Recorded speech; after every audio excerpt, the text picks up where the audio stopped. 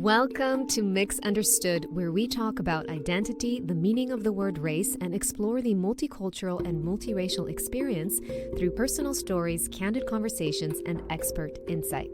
I'm your host, Hannah Lee. Thank you so much for being here.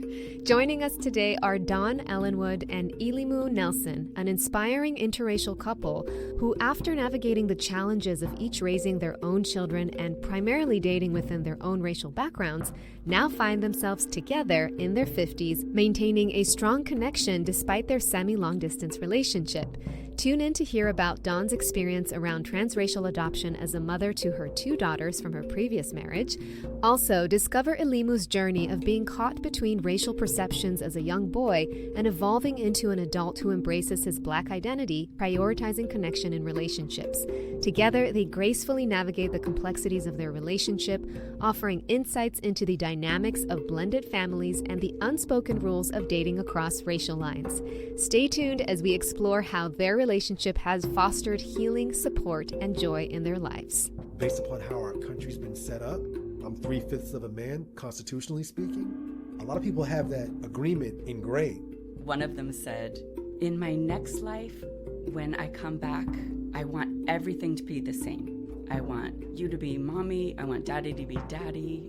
I want, sister to be sister. I just don't want to be chocolate. He looked at me and he was like, hey, you stick with your kind and we stick with our kind. Didn't think about it twice, right? I didn't at that time, being like 11 or 12 years old, really think like, oh, that's messed up. Before we dive into the episode, I'd like to invite our dedicated listeners to consider supporting Misunderstood's Patreon. You can find the link to the Patreon page in the show notes and become a valued member of this growing community. Your support means the world to me, and together we can keep the conversation going.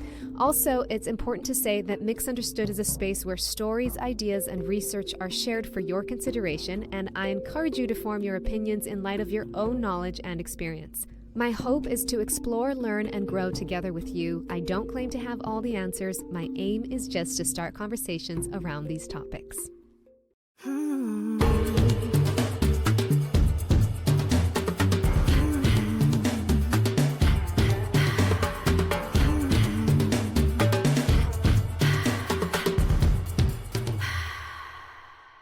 Welcome, Elimu and Don. You're here. We're here. We are here. Yes, we are here. I met Elimu on the set of this sci-fi series that is kind of running the festival circuits right now. Hopefully it'll be out soon, called Shatterbelt. And I played a small role in there, but Elimu played the lead. You did a fantastic job. Thank you very much. Loved watching you. And, Elimu is not just an actor. He is also a writer, a basketball coach. He is an avid boxer. And most importantly, he is a father to his beloved son, Logan. Most important job. Yeah.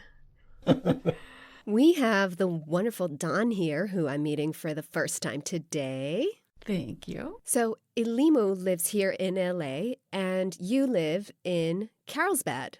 Yes. Which is northern San Diego. Yes. And so awesome, you own a hair salon. I do.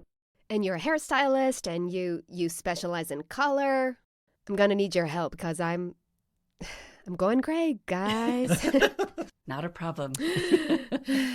We can work something tough. out. They're just creeping out from every corner. And Well, I like to think of them as wisdom highlights. Oh, So you have to earn those. okay. But we can erase a few too. So. I asked you guys to bring 3 fun facts. Mm-hmm. So the floor is yours. Hit me. So one fun fact. My brother and I, every time the movie Pretty in Pink comes on, we sit and recite every line of dialogue. Wow. It's automatic. I can't help myself. I'm going to break your heart. I don't know what Pretty in Pink is. Oh my God, it's the best movie with Molly Ringwald and John Cryer and Andrew McCarthy. Because I didn't grow up in the States. Right. There's a lot of American films I haven't seen. What do you love about this film? I didn't have the same experience as Andy, the main character, but there were similarities. I loved shopping in thrift stores. I had my own sense of style, was independent, and did not go with the flow necessarily of the culture in high school.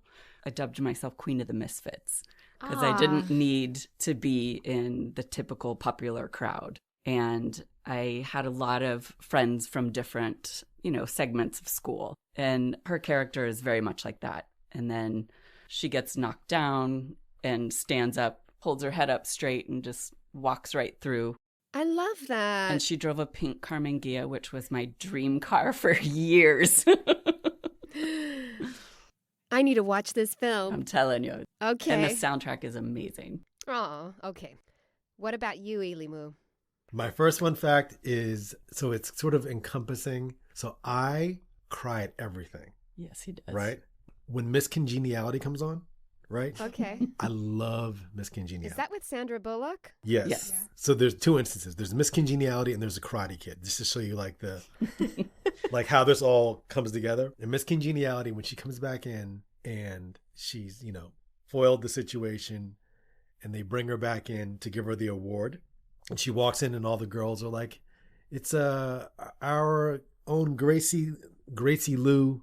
She like goes up and like accepts the award. And I'm just like, I'm in. And they're like, well, what do you want? And like, I know this line's coming every single time. She's like, I really want world peace. Done.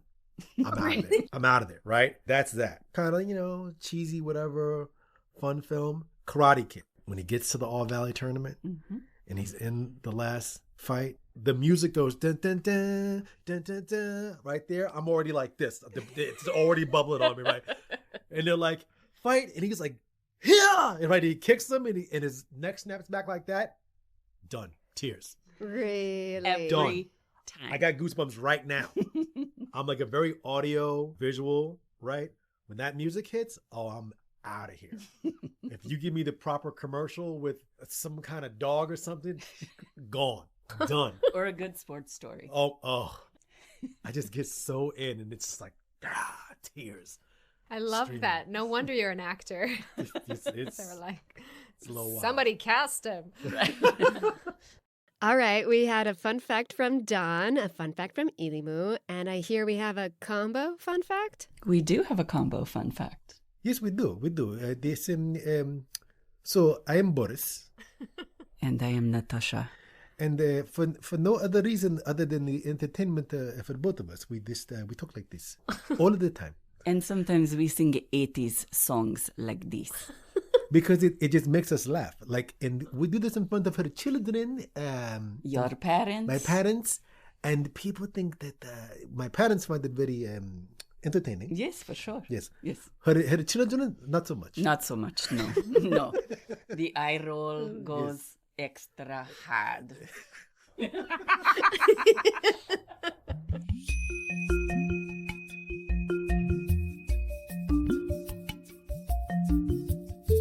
We've got so much to talk about. Well, I think we probably have to start at the beginning of when she and I met. So we won't name what the course was, maybe for legal purposes. Yeah. Right? Yeah, well, there's a confidentiality. Yeah. Okay. But we did a transformation education course where we were in the same small group together in this course. We were in a group, let's say it was 100 people, and you broke into these groups of, I think it was 5 people. So we were to introduce ourselves and like, why were we there? What was our intention? So each person would go around and say, and Elimu was talking about, he wanted to shift Black Hollywood. And I was like, and he said, you want to make movies? Yeah, about Black love. And I had a film that I written at the time and it was almost getting done. And, I was like, and I want to see more people like me on the screen and, Black people depicted in a certain way. And she was like, oh, like, why couldn't you make the movie for me? Right. And I was like, little white girl, like, what do you think you know about Black love? And she was like, oh, these are my children. And she has 2 Black children. And I was like, all right. So she pulls out her phone and she shows you a photo of her 2 daughters. Yes. Like, it wasn't like that cut and dry. Yeah. Like, she was very like gracious and she was like, okay. She was like, oh, well, these are my children. And I was like, all right. I was like, I guess. How old were your daughters at the time? Oh, at that time, my girls were 7 and 9. So you had adopted them when they were young girls? Yes. My girls were almost 2 and almost 4 when Wow. they were adopted. And they're from Ethiopia. I was married at the time, and adoption was a choice. It wasn't like a plan B. I got clear that's the way I wanted to create my family, through adoption. And it wasn't like a lifelong thing that I wanted to do.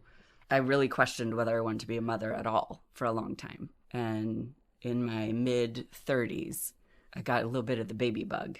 But I was like, I don't want to be pregnant. And I really dug into like what was my hesitation, and just got really clear that it wasn't important to me to be pregnant, give birth. I didn't need that to feel connected. And I started having these dreams of like I'd be sleeping and my vision would be just everything was black. And all of a sudden these 2 beautiful brown eyes would kind of come from the dark and just open up and look at me and go blink, blink, blink, blink, and just stare at me for a moment and then disappear. Okay, let's just take a moment right now. You saw her face, she was like, Yeah. oh, What? So you start having dreams of 2 sets of eyes. Well, it was one set of eyes Okay. to begin with. Okay. And this went on for months. And it wasn't Was every it night. same recurring dreams? Same recurring dream. This little set of eyes would come and peek in just for like a moment and then disappear. And then I was actually on the big island of Hawaii, and I was there to do the Ironman triathlon. And then Let's take another pause. Yep, I was about to say. You said Iron Man, yes, so just briefly tell us what that is. 'Cause it sounds she's very done 3. impressive. You've done 3. And she's done 10 marathons. What? yeah, 10 marathons. Yeah, man. I had a lot of time on my hands before I had children.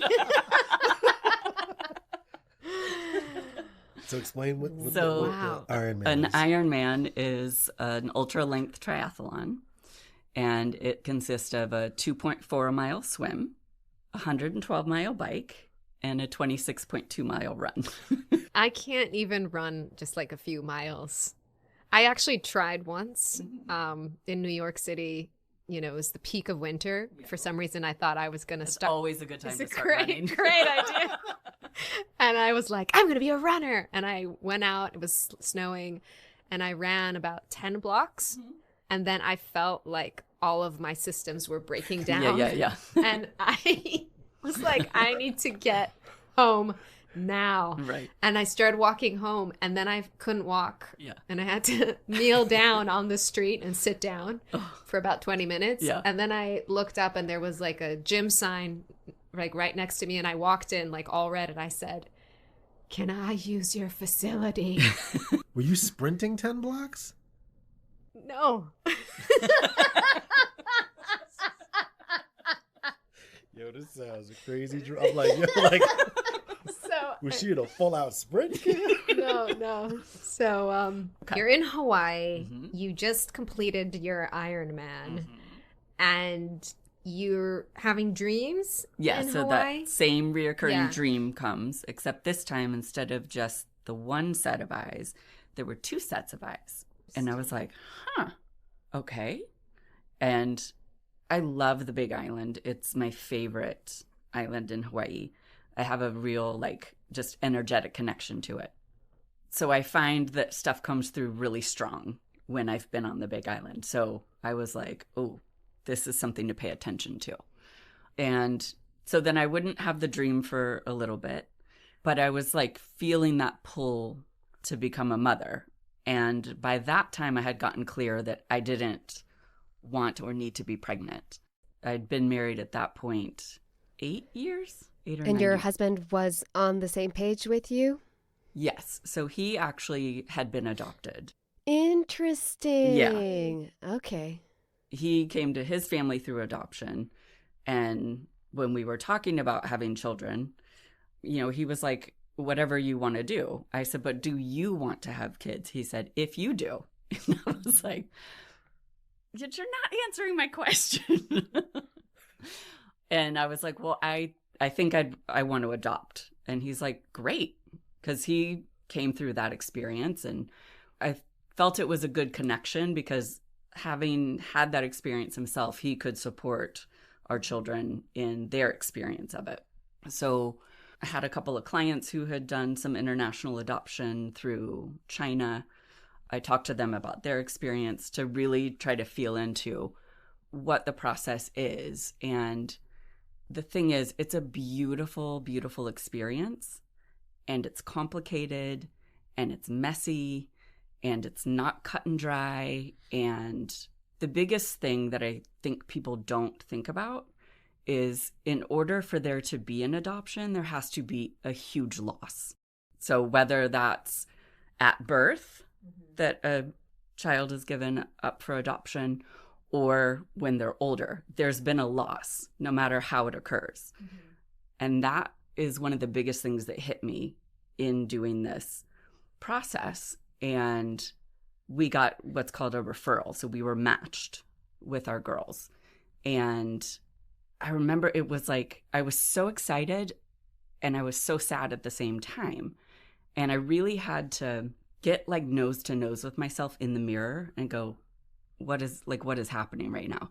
And then the tears just came because it really hit me like there's a loss and there's grief and it's a beautiful thing, what I can provide.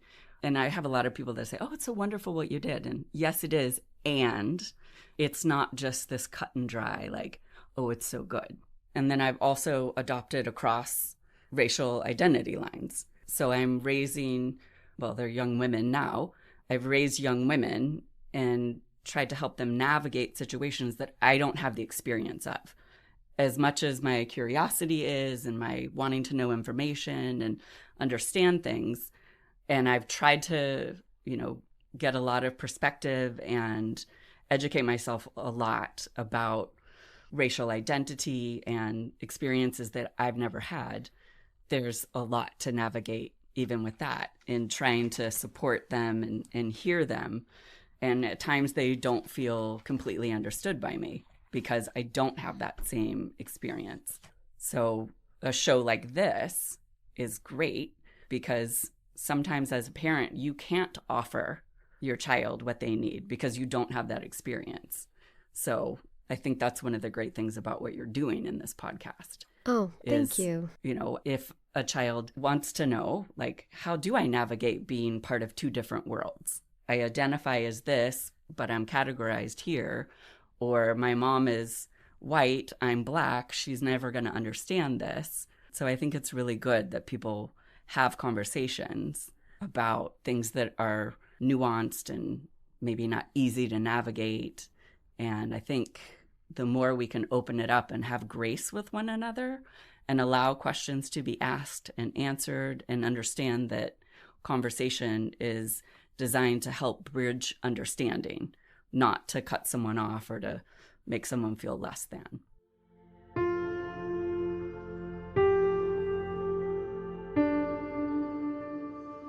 Do you remember a time when your daughters went through something as you were raising them and you felt like, oh my gosh, I don't know how to handle this. I don't know what to tell them? Yeah. I mean, there have been a lot. There have been a lot of times. One of the earliest things I remember is I had the girls in the car a lot. I was driving them a lot. And I remember being in the car and they were in the back seat. And one of them said, in my next life, when I come back, I want everything to be the same. I want you to be mommy. I want daddy to be daddy. I want, sister to be sister. I just don't want to be chocolate. And I was like, baby, I said, why not? And she's like, because nobody's chocolate. Everybody's vanilla. And I was just like, oh, and I was trying to go like, okay, how do I navigate this? Because North County, San Diego is a very white area. And I'm like, no, but we have. And I started naming friends that weren't, quote, vanilla. And also needing to sit with, oh, I can't navigate out of all of these things for her. And then another sweet thing, I have these little like freckles that show up. And they were like, what's this on your skin? I said, oh, I love you so much. Those are chocolate chips. I'm turning chocolate. And they say, no, mommy, like stay vanilla. And I was like, baby, so little things, like this, where it's like, there's differences, but you don't want to see them. And how do you see them, but not make them the total focus? Yeah, because you're still trying to just raise two girls and you don't want their whole identity to constantly be wrapped around, well, exactly how you look. It's like there's so much more to you than the conversation around race. It is important to have the conversation, but that can't be our entire focus all the time. Right. How did it feel when you didn't have the answers? How did you basically navigate that? I've always tried to just stay in conversation with them and ask questions to like really get the nuance and understand where they're coming from. And we had one day where they had been at school, they'd been learning about like civil rights, and they were asking me everything from like, did George Washington have slaves, and what happened to Martin Luther King Jr.? And I was trying to answer every question, and all day, hours, like 6 hours, 8 hours. And I remember at the end, we had gotten to dinner, and I was like, here's what I know. I said, some white people were nice, some white people were mean. Some black people were nice, some black people were mean. Some brown people were nice, some brown people were mean. But all in all, I'm thankful for everybody that stood up so that we could all see each other as humans, so I could be your mom. Because without these conversations and without people saying these things are important and these things aren't right and we have to rectify these things, I wouldn't be able to be your mom. And I just remember going like, this is one day I'm answering questions. I'm not walking around inside the experience that they have. And I'm like, that was just a peek into, oh, these are some things that I didn't even know I didn't know. And Elimu and I have had a lot of conversations around what his experience is like, what my experience is like. Sometimes when I don't have the answer, I'll come to him and I'll say, can you, support me with the girls? And they'll come and talk with him a lot of times about situations they've run into because I can't support them in certain things. And Elimu, when we were talking the other night, you said something like being a black man in America is like walking around with your hairs raised up. Is that how you said it? Yeah, it's like you're always like this. You're always looking over your shoulder. So I formatively grew up in Milton, Massachusetts, which is 6 miles south of Boston. I had a really great childhood, and I was very aware of racism, which I experienced near and far. Far enough away that it didn't necessarily impact me, but I was like, that's very strange, right?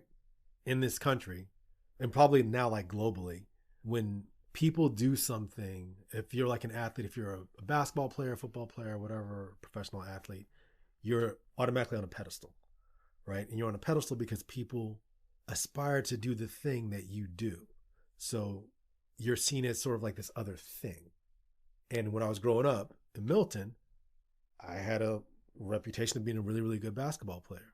So some of the things that happened to other black kids didn't happen to me because I was this thing. I was this basketball player.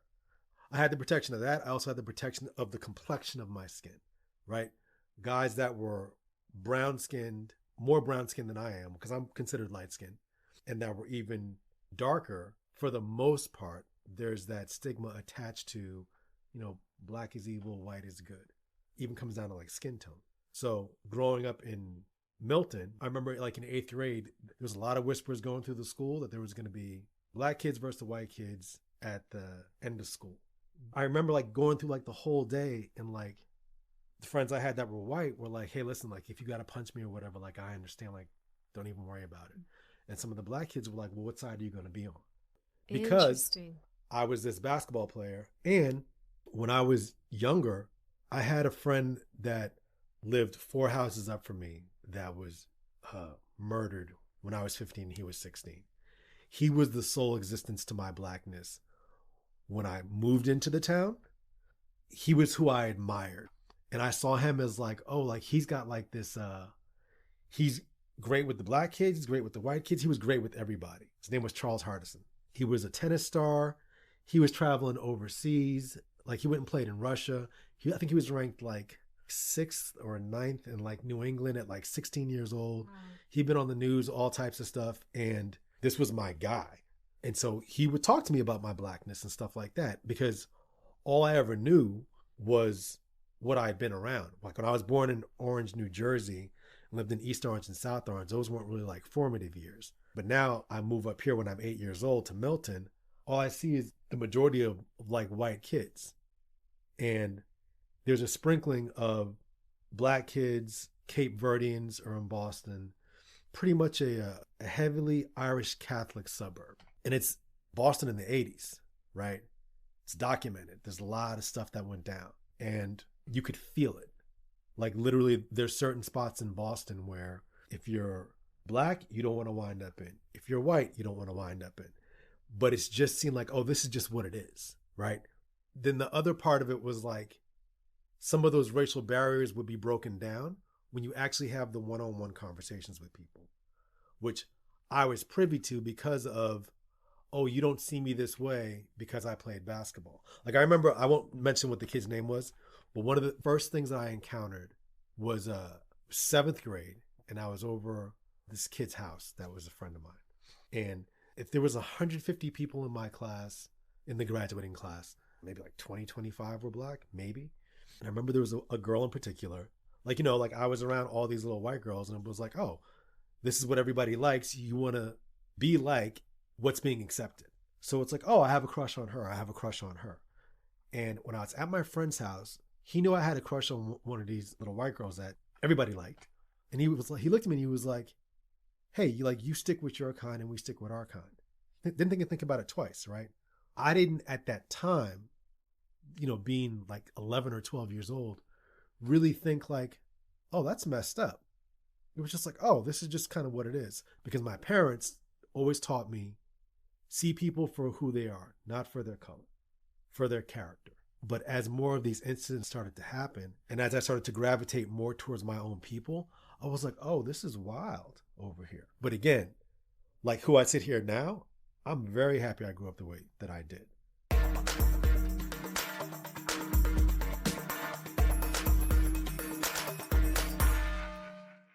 So I just kind of want to go back to that moment where you're in school and the kids come up to you and they're saying, which side are you going to fight on? How did that feel? And what did you ultimately do? It made me extremely nervous. At that time, I wanted to people please. I didn't want to disappoint anyone. So I didn't really answer the question. I was just kind of like, Like, I don't exactly remember what I said, but I'm quite sure I probably pandered to the white kids and was like, oh yeah, like, I'm not going to hit you. And to the black kids, I was probably like, no, I'm going to be on the black side, of course. Because I didn't really want conflict. What happened was at the end of school, the police showed up. So like nothing went down. But so like nothing went down that day. But the truth of the matter is like, I wasn't like, oh my goodness. It wasn't that far-fetched. It was like, there were so many incidents that had, not just at my school, but just like neighboring towns, downtown Boston, stuff like that, things that would occur that like, you know, stuff that you see when you're not with your parents, right? And you're growing up as a teenager and, you know, you wind up over here in this spot. And there was an incident that happened with me and my best friend, Charles, that passed away. We were riding on our bikes through Mattapan. And he taught me a lesson this day, right? This wasn't about black or about white. It was about sticking up for yourself. And so I had like a new bike. And at the time it was like when people were like stealing bikes all the time. Begged my parents for this Mongoose FS1. So me and Charles were like, we're riding our bikes and you ride through Milton. East Milton is heavily Irish Catholic. It could be all different today.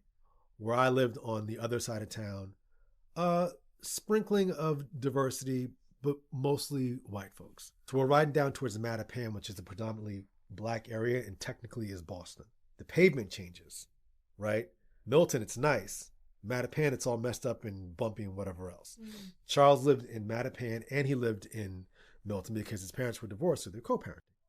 So we're riding through Mattapan and you hear all these things like, oh, don't go into Mattapan. Don't be there after dark. It's dangerous. It's this, it's this, it's this. So as a kid that I'm growing up, I'm like, ooh, right? I have like a fear of black people at that point when I'm younger, based upon what you see in the media and all the rest of it. Charles is like, nah, come on. So we're riding our bikes. We're riding on the street in Mattapan and we pull over into this parking lot because there's these two kids that are following us, right? And so like I'm nervous, but like I'm, riding my bike. And he's like, pull your bike over here. He goes, we're going to sit here. So we sit there and like the kids like roll up and we're looking at them and I'm like, I'm scared. I don't know what I'm going to do, right? And so Charles is like riding around and they're looking at us. He says something, they say something, right? And all it was, he was just standing his ground. And they rode off. And he was like, don't be scared, like stand your ground, right? And I was just like, it always stuck with me because you look somebody in the eye, you can kind of tell automatically. But the fact that we were in this place that I had fear of because of what I had seen on the news, been told by other people that didn't look like these people, I was kind of ashamed of myself. And that like always stuck with me. And so then as I got older, I just sort of saw people for who they were. And quite honestly, a lot of the kids that I grew up with, out of the 150 in the class, easy 35, 40, definitely racist. But I also understand where the racism comes from. Like they're taught it. Mm-hmm. It's taught from the experiences of their parents and what their parents had to go through and stuff like that. I don't necessarily excuse it, but it's always better to know than to not know. So then to circle back to her, with her kids, I am an African-American man that grew up in a predominantly white town. Her kids are two African girls that have grown up in a predominantly white town. So there's just certain things that she wouldn't understand in terms of like, this doesn't come off. So when you walking around with it, it's like there's automatically perceptions and assumptions. Something as simple as like how people talk. If your voice has a certain inflection in it, oh, well, why you talk like you're white? As opposed to, oh, well, should I sound like I should be over here? Right? Or is this just how I talk? So in some stuff, talking with her daughters and stuff, like race will come up, right? But what kids really want is to be liked. So however being liked presents itself is what kids are going to go after. And then like the subtle things and the racist things that come in, they're usually learned behavior. So with her daughters, like, they'll experience some racist things for sure. And then part of it also is like the kids that they're experiencing it from, they don't know any better. They should be held accountable for it. But like it's learned behavior. So how do you walk through that? How do you deal with it? How do you not become a victim in your own life sort of thing? Because Black people's history in this country is very, very real. There's a lot of residual effect from what happened years and years and years ago, generations. So how do you deal with it? Partially what you said, like, there's conversation. Probably the thing about the conversation that people don't usually take into effect is people, when they have conversations with people, I expect you to understand my point of view in the way that I need you to understand it. That's not how it works. It's like people are going to react how they react. When you can have that and understand that thing, and you're speaking to clear your side of the street to give an understanding, then that's when the conversation starts to take place. But if you're coming from a perspective of, I'm going to tell you this so that you can react the way that I need you to react, you're not having a conversation. You're just enforcing a point, which is what has happened to a lot of Black people in this country. A point of view has been enforced upon.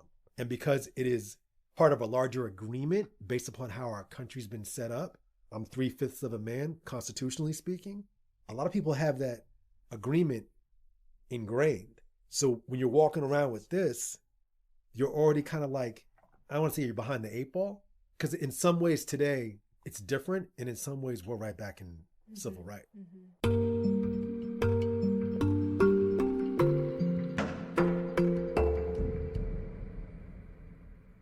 In 2020, when she and I reconnected and got together, The whole country was going through George Floyd, Ahmaud Arbery, and black folks. We were like this. We were like, oh, okay.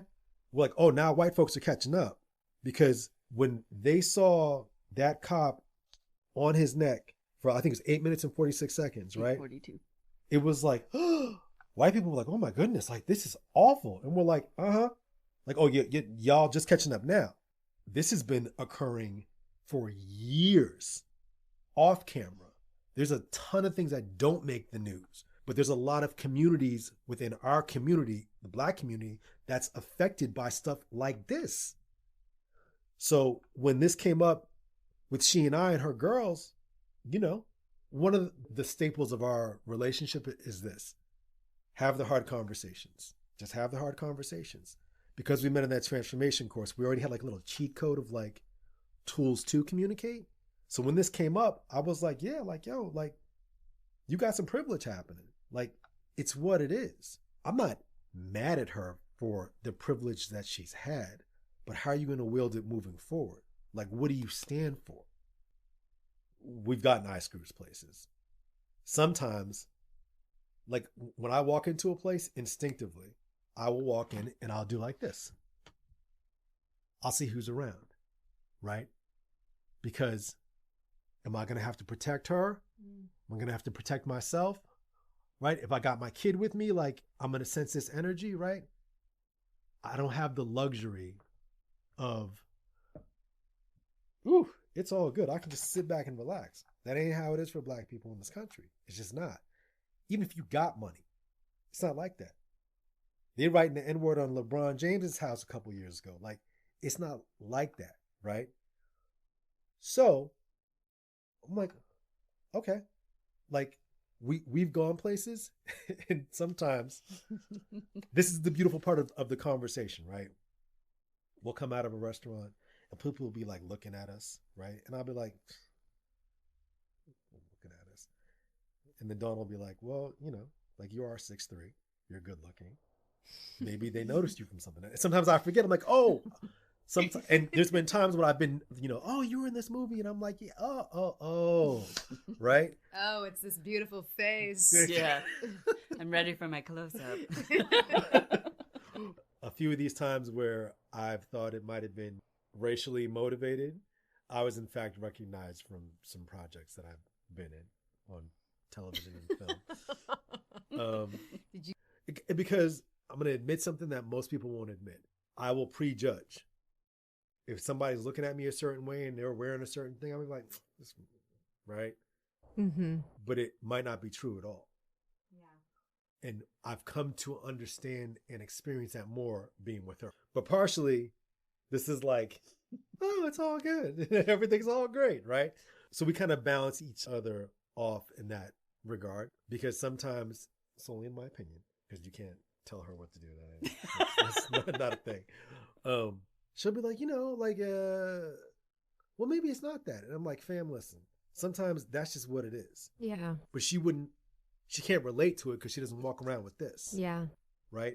As well-intentioned as it is. And then there's also times where she'll bring up a perspective and I'll be like, oh, I didn't think about it like that. How does it feel, Dawn, when you are kind of watching people that you love go through this? And you're trying to understand, you're trying to protect. I mean, there's the part of me that wants to like run interference because it's just what I do. And, you know, I can't change everybody's mind. I can't undo everyone's opinion or feeling. So there's a part that it's infuriating because it's like, how are we still doing this? And that's why, I mean, ultimately, I think as we relate to people, not as an us and them, I think that's the most important part, because every time there's the separation, it's always based on an us and them, whether it's political party, skin color, religion, area of the country you're from. It's always a separation that way. Well, there's always a separation that way. That absolutely exists. The piece that, my opinion. Yeah. The piece that people leave it there. You don't go the extra step. Mm-hmm. Like, oh, okay, so I'm from Boston, you from New York. This is what we beefing about, but let's talk about that. Most people are very comfortable with what's been set up and their belief system that's predicated upon something that's been given to them. Like when people are, this is an example. Oh, well, yeah, I'm an alcoholic because, alcoholism is on my side of the family. I hear you. It is true. Physically, there may be an addiction, but there's also a choice to be made. Do you want to succumb to it? Or do you want to go that extra step? Mm-hmm. Most people don't want to go the extra step because it's comfortable. You're inside of your comfort zone. People are so comfortable in the beliefs that have been given to them. It takes away from the work that needs to be done for us to all really understand one another. Like stereotypes come from someplace. It's just the truth, right? All of them aren't necessarily spot on, but there's too many of them nowadays, in my opinion, that people cling to that aren't factual because they haven't had a conversation with someone. So I don't know what that riff was. I just went someplace. No, but that riff is actually what I was talking about before, where the way we gain understanding is through conversation. Yes. So if we take the time to step in when it's uncomfortable and ask a question and be open to listening and hearing a new perspective and communicate back and forth, I think that's the thing that starts to free people up. Taking that extra step, making that conscious effort to have those conversations, to ask yourself, am I just living in this super comfortable, status quo where I'm just going to be this way because that's how my parents taught me? Or am I going to question things and open myself up to people that are different from me, that think differently than I do? Right. And even what can I gain by looking at things and expanding the way I think about things? Mm-hmm. I mean, that's, I think, one of the great things about having kids is they open you back up to being curious again. When you watch your child just discover the world and they've got, a gazillion questions, and you go and you listen to each question and answer each one as it comes along, then you're going, oh yeah, and what about this thing? And it's... Is that like a pitch to her to have a kid? No, that's her own choice. Okay. I will tell you this.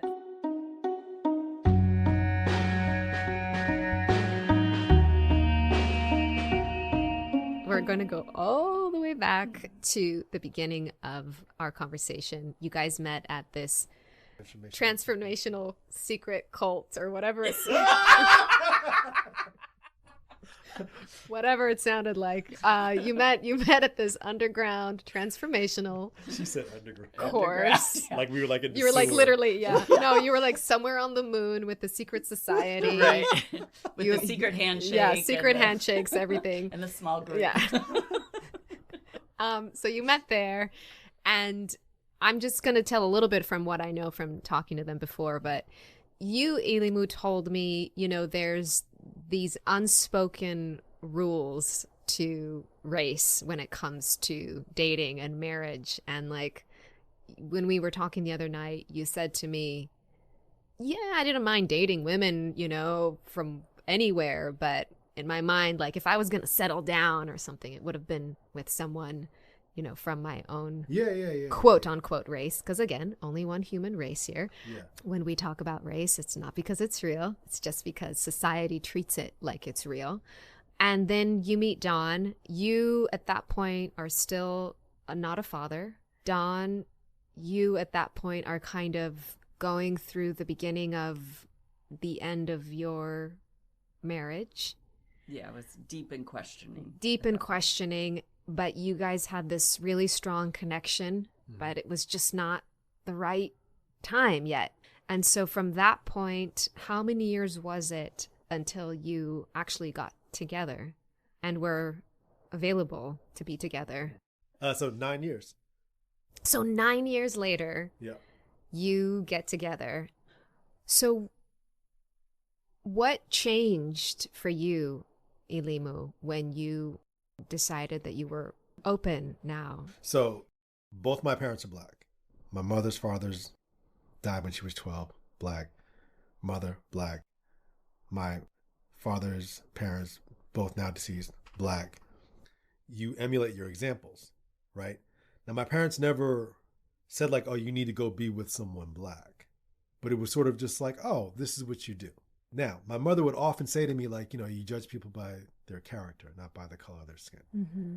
Right? And so then as I'm growing up in this predominantly Irish Catholic spot, the majority of what I see are these little white girls, right?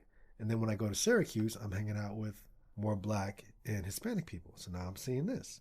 As I continue dating, I'm like, oh, there's just certain things like if I come home and I'm talking to a Black woman about my day, this is what I used to think, right? Which I still think is true to a degree.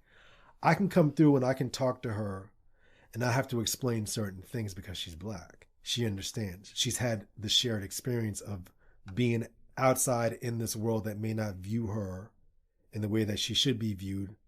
And I can relate to that.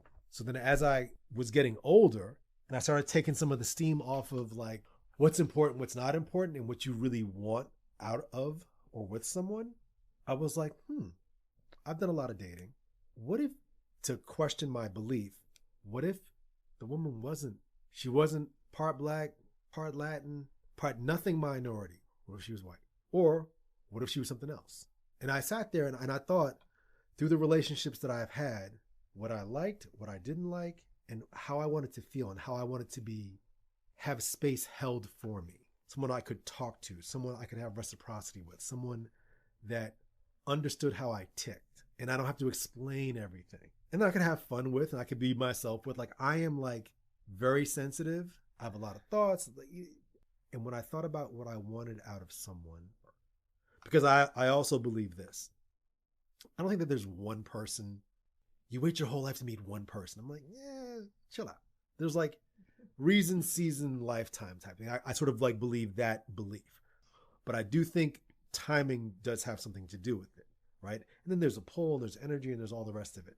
So when I took all of that stuff into account, I was like, you know what? She could be polka dotted for all I care. However she shows up, if these things are present, I'm good out here. I'm good.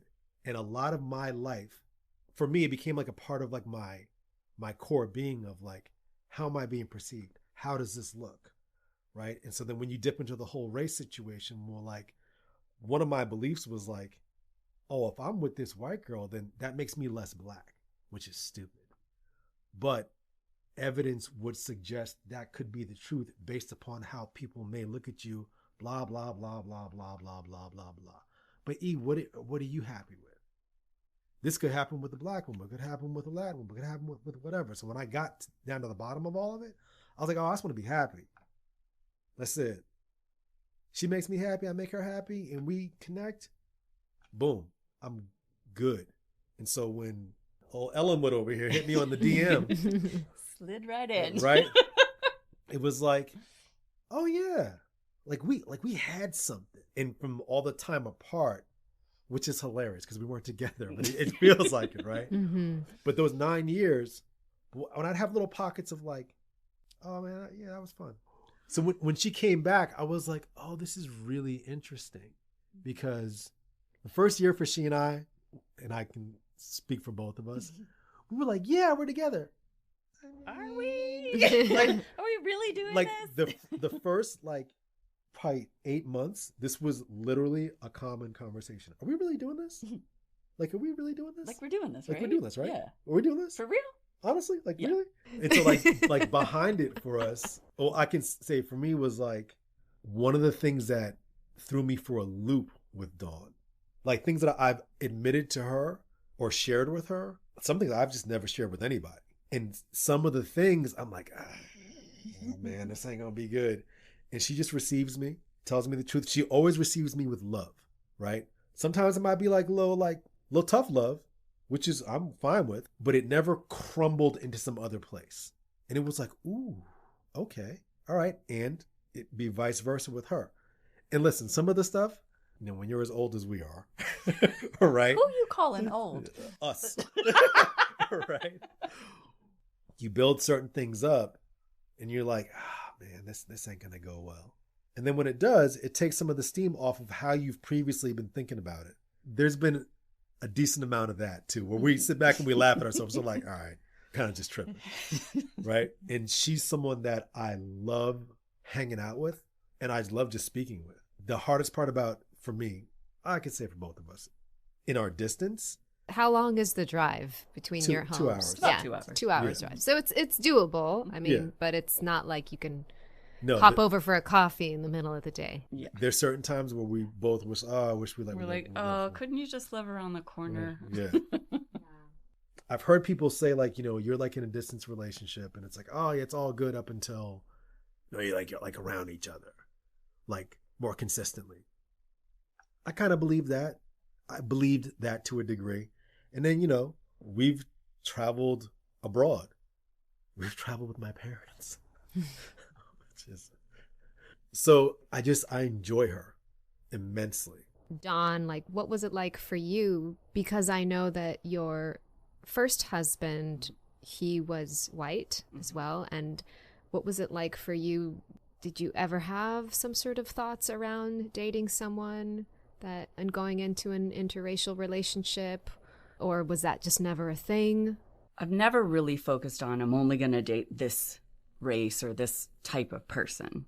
I mean, when I was married, I was with my husband 22 years total relationship. So a big chunk of my life, half my life, I was in a committed relationship. So I wasn't, out dating. And Elimu and I had such a strong connection. I felt very emotionally safe with him. I mean, I think the first 3 months we knew each other, I ugly cried so much. Yeah. And I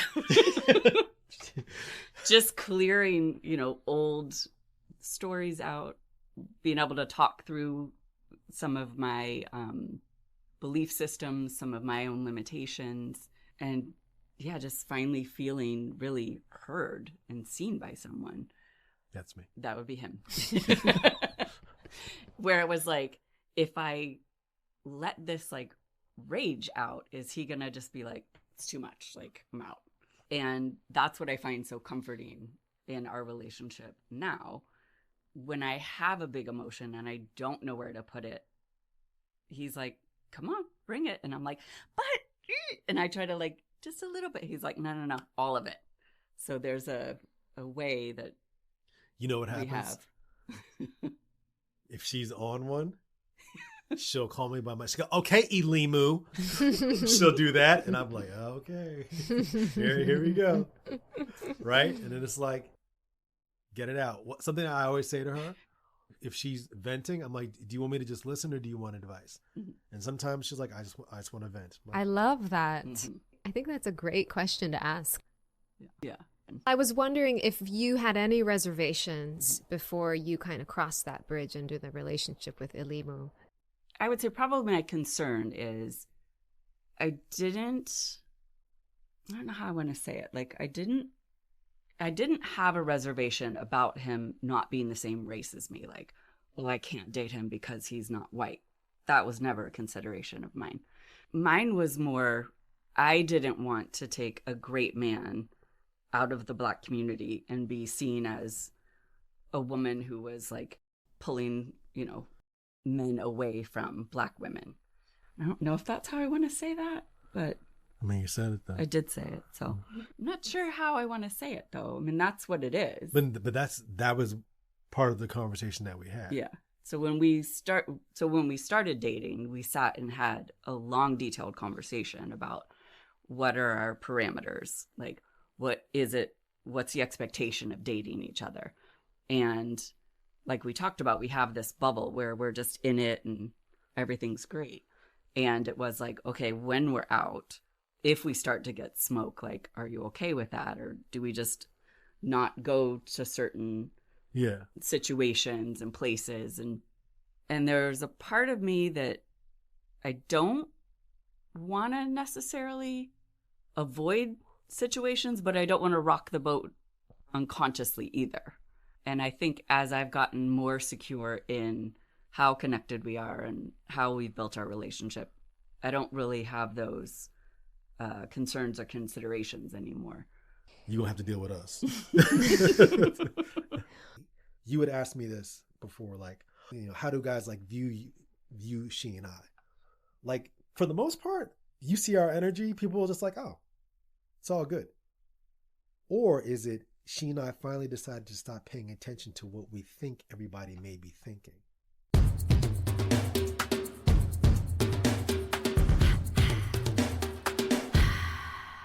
You guys are so cute together. So I can see the bubble, and it looks really fun in that bubble. It's and fun. I'm very happy for you that you found this special, sweet, caring, open, loving, supportive, understanding, communicative love. And, you know, just as we're coming to the end of this conversation, I was thinking of bringing back Natasha. Oh, I want to talk to Natasha again. Yes, I heard the beginning of a story of Natasha being introduced to Elimu's father. Yes. So the first time I was meeting Elimu's dad, like I actually met his mom years ago when we were in the transformation course. We were in the moon cult? We were in the moon cult, yes. And The MC. we had dinner with his mom a couple of times, and he and I were just carrying on and laughing, and she looked at us and she's like, you two, like, really? She goes, you guys are just so happy together. Yeah. So when I brought Dawn back up, she was like, oh, no, I remember her. Yeah. You guys are just so happy. And my father was like, I'd like to meet the young lady. And I was like, oh, all right. Cut to, go to Arizona. Yep. I'd say you guys should meet Natasha. Now, mind you, I'm floored at this point because this was a he and I thing. Uh-huh. And now 5 minutes after meeting his dad, he's like, you should meet Natasha.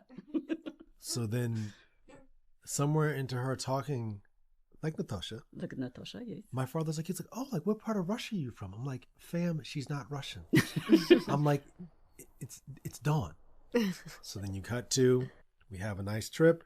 My dad's like, you know, when's her birthday? I'm like, December 19th. Dawn gets a card from Alicia Keys singing to her. I had no idea my dad knew who Alicia Keys was. My dad's really acerbic. He's got like a dry sense of humor. He's pretty funny, right? Very caring guy. And he picks and chooses his moments. So he's taken a liking to Natasha. And he says to me, you know, when's her birthday? I say December 19th.